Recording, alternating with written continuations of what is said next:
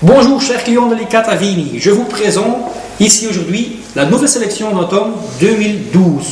Vous connaissez déjà la formule, il y a les blancs, il y a les rouges. Je commence par présenter ici les blancs. Alors la première bouteille que je vous présente c'est le Vernaccia di San Gimignano de Truzzi et Putot. On est donc en Toscane. Vernaccia, donc un vin souple, fruité, parfait comme apéritif. La deuxième bouteille de Villa Medoro degli Abruzzi, Abruzzo, Mantonico, un cépage autochtone un peu spécial quoi. Aussi vraiment sur la fraîcheur avec des fruits blancs, vraiment souple, parfait apéritif. La troisième bouteille que je vous présente c'est Belisario, c'est un nouveau domaine, nouvelle de la gamme. Belisario delle Marche, Verdicchio di Matelica. Assez complexe, un peu plus complexe que les deux autres. Vraiment un nouveau vin, mais il faut l'essayer. C'est vraiment un grand vin, grand plaisir blanc.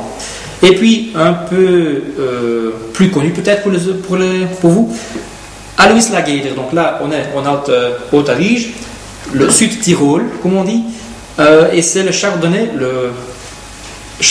et Pinot Grigio. Donc là, pour ceux qui aiment bien le Chablis par exemple, voilà, c'est vraiment le vin qui ressemble un peu au Chablis. Vraiment sur la minéralité, très frais, très fin.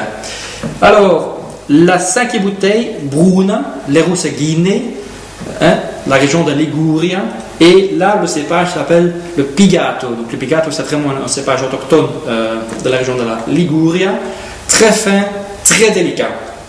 Et puis la dernière bouteille que je vous présente, c'est un domaine assez connu, les Macchiole Palio Bianco. Donc là, on a un assemblage de 70% de Sauvignon blanc et 30% de Chardonnay, un peu boisé. Donc c'est un vin plutôt corsé qui va accompagner parfaitement des plats de volaille et tout ça.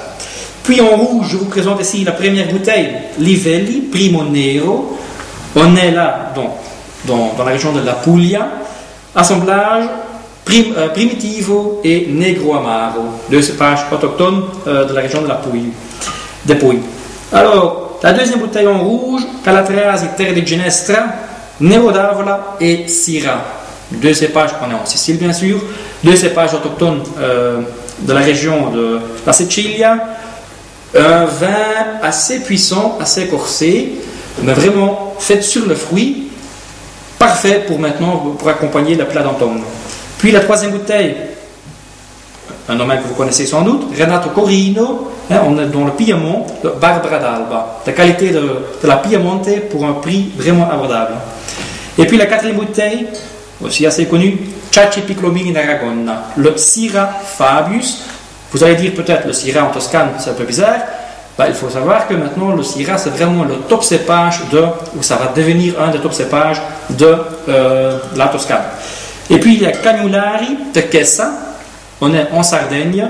Cagnolari aussi un cépage autochtone de la Sardaigne, un peu mal connu, assez épicé, assez fort, assez parfumé. Il faut l'essayer, c'est magnifique.